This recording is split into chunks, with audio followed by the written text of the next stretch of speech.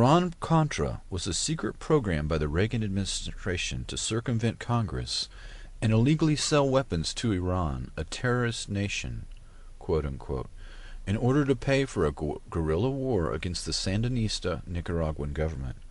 When the operation was uncovered, it also uncovered an off-the-books operation that, in the words of one man, was a secret government with its own permanent funding mechanism and its own army, navy, and air force.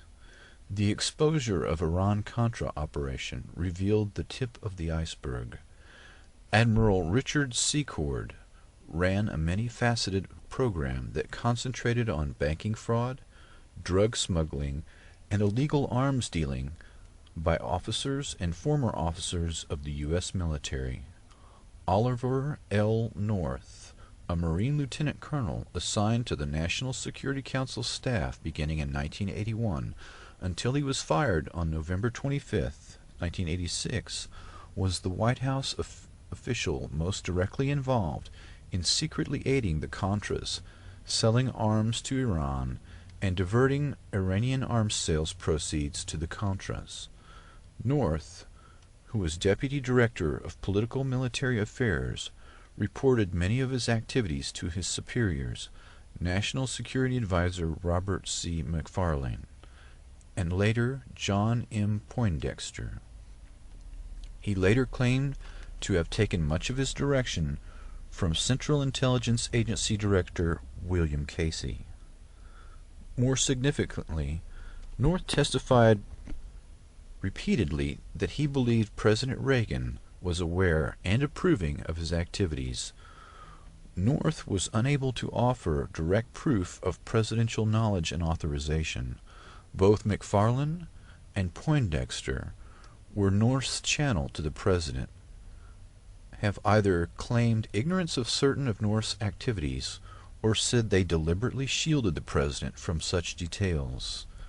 In other words, plausible deniability. President Reagan, in written interrogatory answers to independent counsel, also denied knowledge of North's illegal conduct.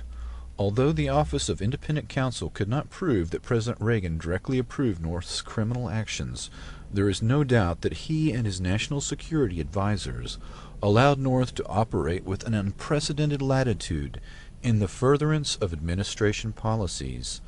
North was indicted on March 1988 on 16 Iran-Contra charges, along with Poindexter, retired U.S. Army Air Force Major General Richard V. Secord, and Albert Hakim, in a 23-count indictment.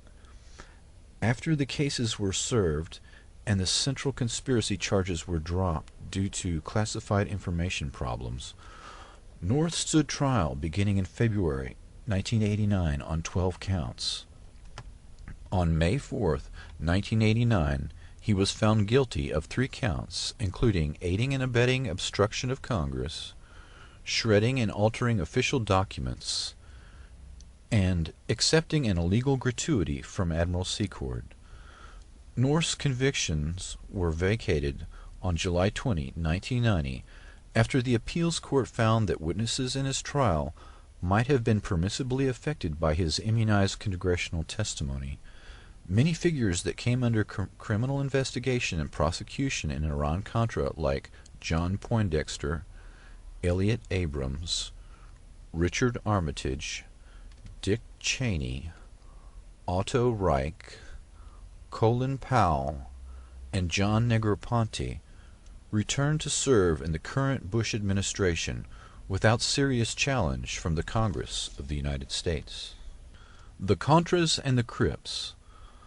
A San Francisco Bay Area drug ring sold tons of cocaine to the Crips and Bloods street gangs of Los Angeles and funneled millions in drug profits to an arm of the Contra guerrillas of Nicaragua run by the Central Intelligence Agency, the San Jose Mercury News has found.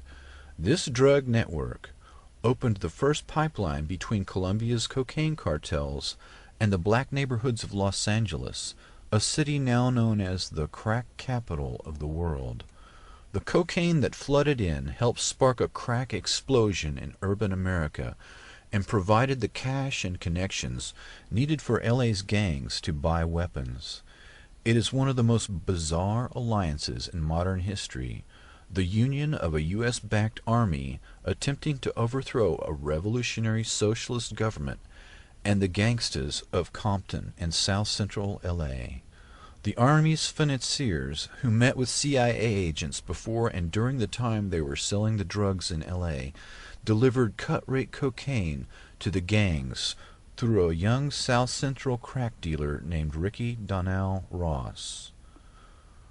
The investigative reporter Gary Webb, who broke this story that no other major newspaper would run, was found murdered in what can only be described as a staged suicide.